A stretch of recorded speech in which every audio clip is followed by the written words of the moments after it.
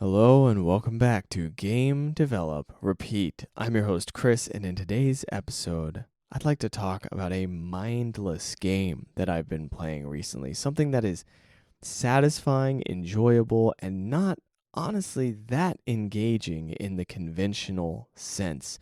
There's not some super exciting gameplay loop. There's not a ton of decisions to be made. Everything is pretty simple, everything is pretty straightforward. Is there some lore? Sure. Is there some gameplay? Sure. But mostly, you're just doing one thing on loop for the entire game for like 50 plus hours. And that one thing that you're doing is power washing. I think Power Washing Simulator may be the perfect example of a enjoyable, mindless game.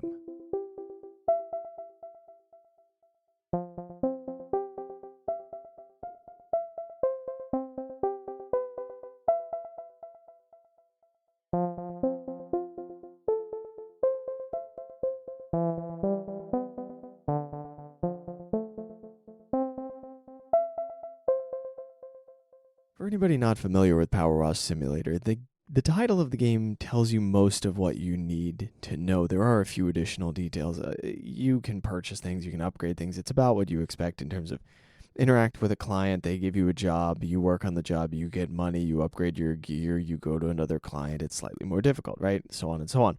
There are a few flavorful things in the game, though. There's some little Easter egg things like you would expect, and most importantly, the client interactions are pretty entertaining. They will be texting you things. They kind of have their own little world building going on within the town that they're all living in.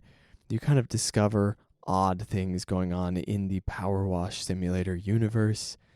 You get to learn a little bit about the quirks and strange behaviors of your clients, and you get to feel a little like a actual business owner dealing with weird clients.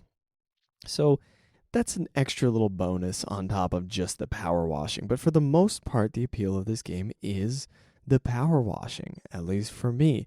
You're going through and you're cleaning things, and the cleaning almost feels like watching a loading bar. You know what I mean?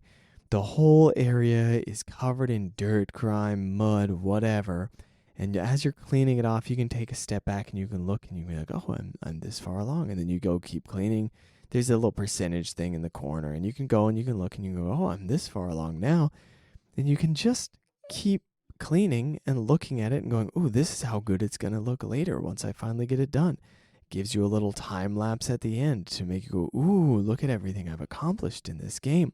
It's constantly showing you the impact of your decisions. And this is something I've talked about on the podcast before, but immediate feedback is so nice and such a huge thing in video games. When you get immediate feedback on something that you're doing and are rewarded instantly, think about it. You get hit, health goes down. You cast a spell, mana goes down, enemy blows up.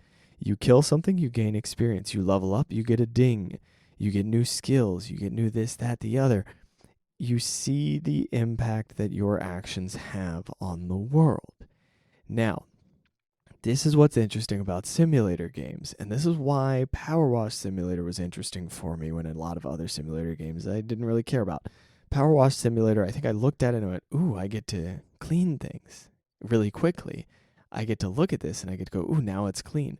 There's something about cleaning something that is deeply, instinctively satisfying. When something goes from like a dirty mess to really clean, it just feels good, you know? It's like watching one of these restoration videos on YouTube, or like the My Mechanics YouTube channel, or a rug cleaning, or maybe I'm too deep down this rabbit hole. I'm now realizing I might be too deep down this rabbit hole. Or like this guy who cleans Hoarder's house. I think it's called like Midwest Magic Cleaning. There's all these cleaning channels. And I'm now realizing that I'm deep into a niche that I didn't realize I was deep into. And maybe that's why this game appeals to me. But those are not power washing channels, by the way. I mean, the rug ones kind of are. There's like mountain rug cleaning. I don't remember what the exact name of the channel is. Don't worry about it. We're going to go back to the game thing and not the embarrassing hobby of certain YouTube channels. There's something about this accelerated productivity, right? You look at this and you go, This is something I want to get done. I want to see the result. And then you can play this in a game and just boom, there's the result. You rip through it. You still put in the effort. It still feels like, oh, I did this whole thing. And then you see the result without having the whole project and all of the gear and all of the like practical real world considerations of like, can I afford a power washer? Can I afford this? How do I do the hookup with the line? How do I deal with this, that, and the other? No, you can hop into the game and you go, ooh, I get to just pressure wash things. And you're like, oh, my shoulder is injured, but I can still play this game. I don't have to worry about the pressure washer ruining my shoulder. It's good stuff. And it's got this instant feedback that I talked about. The moment, it's not just the full level completion, it's the moment that you turn on that pressure washer, it hits the dirt is gone. And if you're not using a high enough power, you don't see as much of the dirt disappear. And then you go, oh, I need a little higher power pressure wash here. And you can speed up how quickly you're doing things as you upgrade your gear, right? It is a solid gameplay loop, despite being extremely simple and on its face quite boring. On its face, pressure washing as a video game doesn't sound fun. But you know what? On its face, fishing as a video game doesn't sound fun. Yet here we are, loving fishing games. If you describe the gameplay loop of World of Warcraft, does it really sound that exciting? I don't know. If you just describe the lore, maybe. There's so many things in games that don't sound that exciting. And then you play the game and you go, no, this is really good. I really enjoy this. Mario is jumping on things at the right time. That's like the core gameplay loop. You can simplify it and make it sound really boring, but then you play it and you go, oh, this is nice. There's so much just execution involved to make it feel so good. And those are the factors that I can't quite explain in a podcast format, but they get those factors right. The degree to which the dirt and grime comes off when you wash it is great. And that instant feedback loop makes this game satisfying in a way that is hard to pinpoint, you know?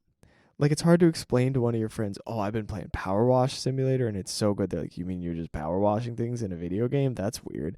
No, man, play it. Give it a shot, right? That constant reward, that constant tiny bit of dopamine of like, ooh, look, now it's cleaner. Now it's cleaner. I may be misusing the term dopamine, by the way. Forgive me. I think that's commonly thrown around on the internet. My bad if I am misusing it. And it grabs onto the entire idea, this game does. It grabs onto the entire idea of something that is oddly satisfying, right? I think that's probably why this game got made. They saw a hole in the market with people watching power washing videos on the internet and watching all these oddly satisfying videos online. And they went, ooh, you know what? This could be a game and this could be really enjoyable. So let's get after it.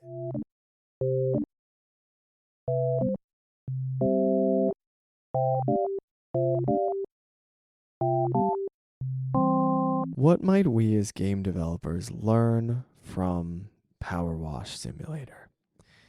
My first thought is that this game constantly rewards the player. We talked about this a little bit before, but when the player turns on that power washer and hits the wall with it, it gets cleaned. That's rewarding inherently.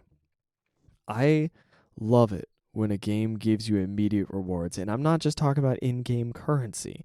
I'm talking about a reward for the player for an action that they took in the game. I'm not talking about an in-game reward for an in-game action. I'm talking about an out-of-game reward, some feeling of satisfaction, some level of enjoyment, of contentment, of security, whatever it is that the player experiences as a result of their actions in the game. What are other examples of this? Resident Evil, walking into the save room and feeling safe for a moment. Same thing, Elden Ring, Dark Souls, getting to that fire and feeling safe. Yes, it's an in-game reward, but it's also an out-of-game reward for the player. The level up celebration that you get in so many different games. Any kind of visual animation that you can kind of activate through your own decisions. So the difference in an animation between success and failure, that to me qualifies. Something that makes the player feel satisfied, makes the player feel happy about something that they've done. Let's look at a JRPG as an example really quickly. If we look at you know what, any number of old JRPGs. We don't need to call one specific one out, but there's a lot of old JRPGs you can look at and you can go, okay, so in combat, all I do is I attack and it shows me a damage number. And then the enemy looks the same and that's that. And then eventually the enemy dies. And there's a hidden number, and maybe I can scan and find out what the number is, but then I'm basically just like looking at how I'm doing mathematically. There's no visual reward. You don't see damage on the enemy necessarily. In some cases you do, some cases you don't, but that would be a reward, right? If the enemy starts to look beaten up, that's a reward for the player. That's feedback. Maybe reward isn't even the right word. But if there's an animation that you can activate, like you're attacking and there's a timing thing you can do, like Legend of the Dragoon, or even Final Fantasy VIII kind of has this with the gun blade where you can hit a button and do a little extra damage, but it's not very clear and it's not very like satisfying. But the boost system in Final Fantasy VIII with certain summons, you can hold a button and tap X really quickly to increase the damage that the GF is going to do to the opponent. Stuff like that, interactive elements within combat. Mario RPG is great about this. Super Mario RPG? Is great about this, where you can time an attack, time a reaction to get a little extra damage. And then boom, you get a little extra reward. Not just the damage, but oftentimes there's an animation that's going along with that makes it feel extra satisfying. I think that's what makes those games stand out. The games, the RPGs that give you a little extra something in combat, turn-based RPGs, they give you a little extra something to latch onto in combat, stand out so much for me. And excuse me, I'm thinking about RPGs so much because I want to implement a JRPG style of combat in my next project, which we'll talk about a little bit later, but I am starting a new project now. Okay, what else can we learn from PowerWash Simulator? Marketing. I think there's something to be said for marketing with this game. They're clearly serving a existing audience. They're serving a specific community, right? They're like, there are these people that like watching power washing videos. What if we make something for them? And they're not just giving it lip service. They're going, what if we make something that is actually really satisfying to play, that fulfills what this community wants? It seems like they like power washing things. Like, this game seems like it came from people who really enjoy this, or at least understand thoroughly what it is about this that's satisfying. So in terms of marketing, it's like, make a game that you know people will be interested in. You know what I mean? I think that's the lesson. I don't know exactly how to elaborate on that in like a clear way, pretty concisely. Let me give it one more swing. If you have a genuine interest and you know that there's a community that shares that genuine interest, express it as fully as you can in a game and make sure that the game's pitch and concept communicates to that community, this game is for you, right? Make sure that it communicates, hey, this is what I'm interested in, this is what this game is about, and this game is for you. You will be interested in this game, right? That is so cool, right? Don't hide the game from the people who are going to love it. This isn't some sleazy marketing tactic. This is, these people don't have enough of these games that they want, or maybe they just want more, and I'm making one. I'm also interested in this thing. Let's go. Let's make sure that it's very obvious that it's their kind of thing. Done. Cool. That's going to help, right? I've not done that yet, so I'm speaking from a place of assumption to a certain amount, but to a certain extent, excuse me. But I do think that's worth doing if it applies for your project. What else? I like this idea in PowerWash Simulator and in a lot of other games. This is all over the place. And I don't know that this needs to apply everywhere, but I feel like we run into it a lot. Accelerating real life satisfaction. House Flipper, The Sims. Even just any game with combat, honestly, like accelerating this skill development thing, this thing where you're getting really good at something really quickly in the game, because a game can't take as long as real life, because then you're not going to live real life. We have that problem with certain MMOs. It's like, okay, the game has now taken over your real life because there's too much time required to earn these things. But there's something about an accelerated real life satisfaction. There's something about, okay, now you're cleaning this thing really quickly, you're building this thing really quickly, you're developing this skill really quickly. There's something deeply appealing about that. And I don't think I think of that as a gameplay mechanic very often, but I think it is. I think that is like a core satisfying thing in games. This feeling of rapid progression. And I think you can go too far with it to the point of just like making something into just like pure sugar, Like I think you can dial this up to 11 and then it's just like, wow, look, you're so good at everything. And it ends up being the teacher being like too enthusiastic about a student's progress, and it starts being like condescending, It's like, oh, you just got 10 levels off of one slime. It's like, come on, man. Like, give me some kind of challenge. And you can always take this and reverse it. You can take this and reverse it. I think I've mentioned this before with Bennett Foddy, where it's like, oh, how about we just make the simple thing impossible? Why not do that? I think that's a fun thing in game design. I think you can take anything that seems fundamental and flip it on its head and still find an angle to make it really fun. Like we were talking about building rewards into your gameplay. What about just total denial of reward for the player? How can we make that into something fun? I feel like that's got to be feasible and viable and really good if you can just find the right angle. And this is one of the things I find so interesting about game design is if you can do some wild stuff if you just find the right approach and twist the dials in the right ways, because there's so many different ways to make a game fun and maybe or enjoyable, I should say. And maybe that's even the deeper lesson on like simulator games is look at how many different types of games people enjoy and think about the sheer number of possibilities that you have as a game designer to make something enjoyable. Like you may think, oh, that doesn't seem very fun, but is it satisfying? Is there some other angle that we can take that's going to make this game great, even if it's not something you would normally expect to be great? I should give you my game dev update now. Real quick game dev update. Everybody on the Discord voted and said, hey, we don't want you to do monthly this jam. I've been this month, excuse me. I've been doing like a monthly jam every month. I've been doing a Mad Lib style challenge where they were like, you know what, do a full release. It's time for you to start working on a full release. Let's go, get after it. So now I'm working on a fishing game because I have an obsession with fishing games, mini games specifically. But I was like, oh, I'm going to make a full fishing game. Why not? And so we're working on that. We're doing it on stream on Twitch. It's sort of a catfishing joke pun thing. It's a little bit making fun of dating apps while also being a fishing game.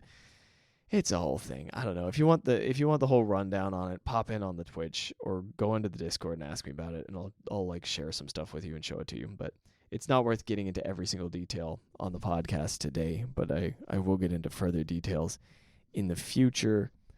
Essentially, dating app parody combined with fishing game. Ta-da. And we're at the very early stages.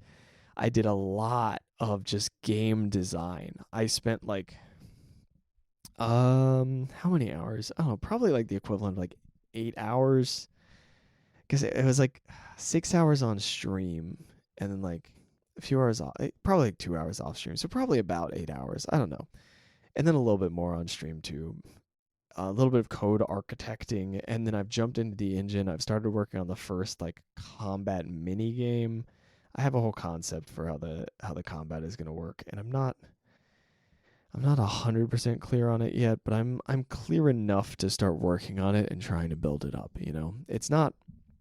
I don't think it's always worth waiting until you're completely clear on something, especially at the stage that I'm at, where I'm still learning a lot of skills and It's easy to just get stuck in analysis paralysis and go, oh, well, I'm not 100% clear, so I'm not going to even try it. And it's like, well, you're not 100% clear because you don't have some of the underlying skills that you're only going to get by attempting to do the thing. So maybe we're going to make some mistakes, and it's going to be a little messy, and you're going to have to sort through it, and it's going to be frustrating, and you're going, oh, I wish I had done this differently. And you're like, well, you would have done it differently had you known the things that you know now, so you can do it differently next time.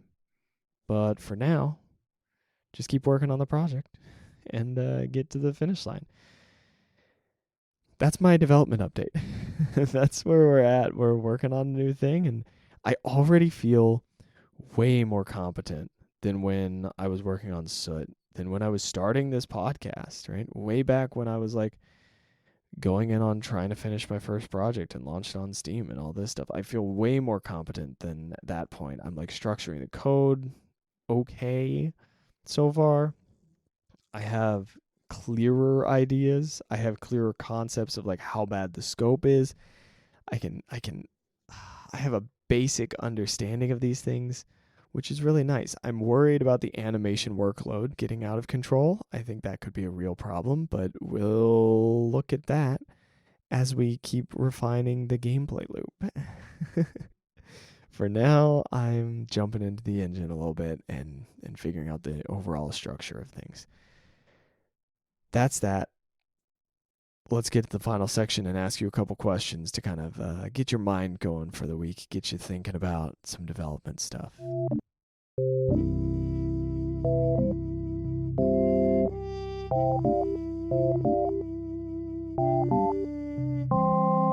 Two questions for you. First one, what mechanics do you find deeply satisfying? For me, this is going to be time-based, or not necessarily time-based, reaction-based combat mechanics, combos, parrying, dodging, jumping, all of these things.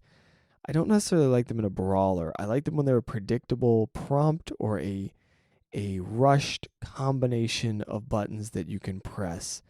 Think Zell's combos in Final Fantasy VIII. Think Summoner, the chain system when you're having a little combat experience. I don't know what to call the encounters in that game. Or when you are playing Super Mario RPG, pressing the button at the right time to do extra damage. Legend of the Dragoon, the addition system, I believe it's called. That's deeply satisfying for me. Oddly enough, I don't love like the Assassin's Creed combat or like the Batman games combat. It's fine, but somehow it doesn't scratch the same itch. I'm not sure exactly why. Another one that's satisfying for me is level up mechanics, which might sound a little contradictory to the rest of this episode, but I think that level up mechanics, they're kind of a delayed satisfaction, a delayed reward, right? You build experience, you build experience, you build experience, and then you level up. Ding, congratulations, you're now more powerful. It may seem like that's contradictory to the idea of constantly rewarding the player, but I think these two things can coexist, right? I don't think you have to be constantly rewarding them with player power, right? But rewarding them with in-game stuff, it's sort of a different level of reward is what I'm getting at. Next question.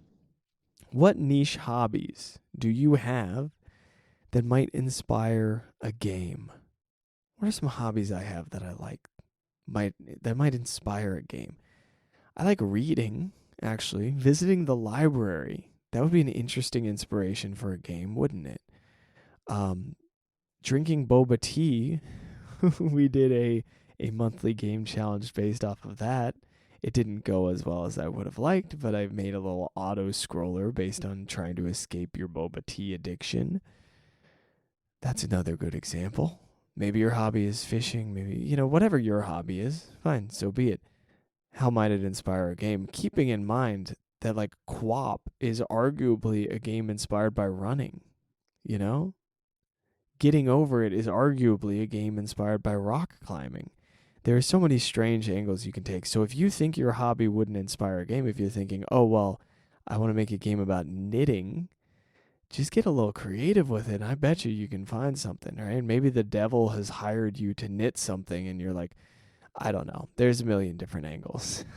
I love brainstorming really weird game ideas, so I get excited about this sort of thing, you know? And then the tip for this week, just to close things out, is to seek out fresh perspectives. This might be something as simple as listening to somebody else's perspective, imagining somebody else's perspective, or it could be as easy as shifting your own focus. Maybe you're a very visual person. Maybe you just take an hour out of your day to listen, to just really focus in on listening to things. Maybe you're normally an auditory person. You go, you know what, this hour I'm going to pay as much attention as I can to just smells. I'm going to walk around the world paying close attention to smells. It's going to be hard to keep drawing your attention to this thing that you're not used to drawing your attention to. So maybe an hour is unrealistic, but it's an interesting way to shift perspective, and it may just inspire something or just be an enjoyable time, you know? It's something I've always liked. Whenever I can shift my attention to a different sensory experience, I'm like, oh, wait, I didn't notice that. I've been ignoring this, right? And then you're like, wait, here's a cool idea. There's a whole category of ideas that I've been ignoring. You know what? That's it for this week. That's everything I've got. Actually, I do have more. I have the Twitch channel, which you can watch. It's twitch.tv/anxiousbuddhagames. We've got the Discord that you can join. It's a link at the bottom of this or in wherever the heck all the description stuff is in your app that you're listening on. Yeah, the Twitch channel is Monday, Wednesday, Friday, 2 p.m. Eastern for about 5 hours. Game dev first, then some gaming. That is actually everything I've got for you today. Thank you so much for joining me. I appreciate it. As always, get out there, make some stuff, and have fun with it. I'll see you in the next one. Bye-bye.